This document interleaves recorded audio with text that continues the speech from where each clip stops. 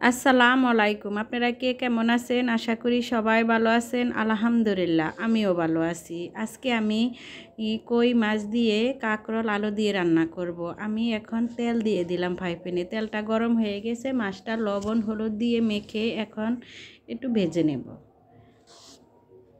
মাছটা আমি লাল লাল করে ভাজবো না, আমি 2 পিঠ মোটামুটি হালকা হালকা করে ভেজে নেব। মাছ একবারে কড়া করে ভাজলে ওটা স্বাদ নষ্ট হয়ে যায়। আমার মাছটা ভাজা হয়ে গেছে, এখন আমি উঠিয়ে নেব। এখন আমি আলু দিয়ে দিলাম, আলুটাও আমি ভালো করে ভেজে নেব। আলুটা আমি দেখেন লম্বা লম্বা করে একটু মোটা মোটা করে কেটে নিলাম। আমি এখানে লবণ আর হলুদ দিয়ে ভালো করে ভেজে নেব। আমার আলুটাও একটু লাল লাল করে ভাজা হয়ে গেছে, এখন আমি উঠিয়ে নিলাম। এখন আমি কাঁকরোলটাও ভেজে নেব। কাঁকরোলটাও আমি আলুর মতো লম্বা লম্বা করে কেটে নিয়েছি। এখন আমি লবণ হলুদ দিয়ে আবারও একটু লাল লাল করে কাঁকরোলটা ভেজে নেব। কাঁকরোল আলু এভাবে ভেজে রান্না করলে তরকারির স্বাদ দ্বিগুণ বেড়ে যায়। আমার কাঁকরোলটা ভাজা হয়ে গেছে, এখন আমি চুলায় কড়াই বসিয়ে দিয়ে আমি বড় সাইজের 2টা পেঁয়াজ কুচানো দিয়ে দিলাম। পেঁয়াজটা আমি হালকা ভেজে নিলাম। ভেজে নেওয়ার পরে আমি 1 চামচ আদা রসুন বাটা দিয়ে দিলাম। আদা রসুন বাটা দিয়েও আমি একটু ভেজে নেব। আমার আদা রসুন বাটা ভাজা হয়ে গেছে, এখন আমি একটু পানি দিয়ে দিলাম যাতে মশলা দেওয়ার সময় মশলা না পুড়ে যায়।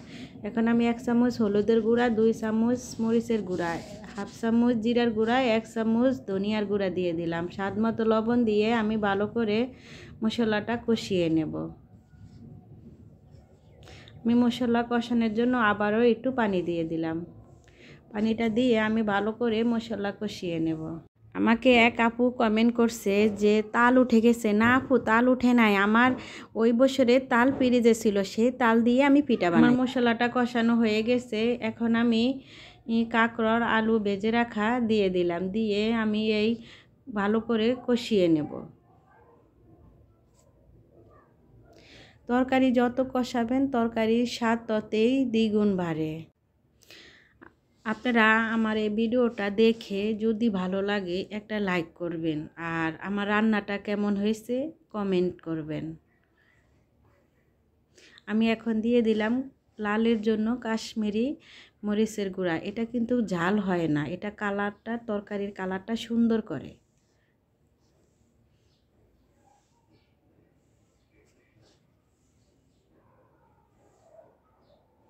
এখন আমার তরকারিটা কষানো হয়ে গেছে, আমি এখন পরিমাণ মতো পানি দিয়ে দিলাম। পানি দিয়ে আমি এখন রান্না করে নেব। আমার তরকারিটা বলক আইসা পড়ছে, এখন আমি একে একে মাছটা উপরে সাজিয়ে দেব।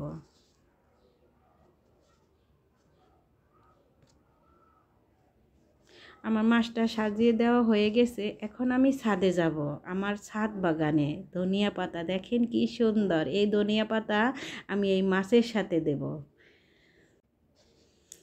ধনিয়া পাতা দেখেন কত সুন্দর হয়েছে, আমার দেখতেই সুন্দর লাগে। আমি ছাদে গেলে আমি সব গাছের দিকে তাকিয়ে থাকি, আমার কাছে অনেক ভালো লাগে। আপনাদের সাথে কথা বলতে বলতে আমার রান্নাটা কেমন হয়েছে দেখেন। আমি ধনিয়া পাতা দিয়ে দিলাম আমার রান্নাতে। এটা হয়েছে কি ধনিয়া পাতা জানেন? বিলাতি ধনিয়া পাতা। অনেকেই চিনে না, নাম জানে না। চিনে কিন্তু নাম জানে না, এটার নাম বিলাতি ধনেপাতা। আমার ভিডিওটা এখানে শেষ করলাম। আপনারা সবাই ভালো থাকেন। আল্লাহ হাফেজ।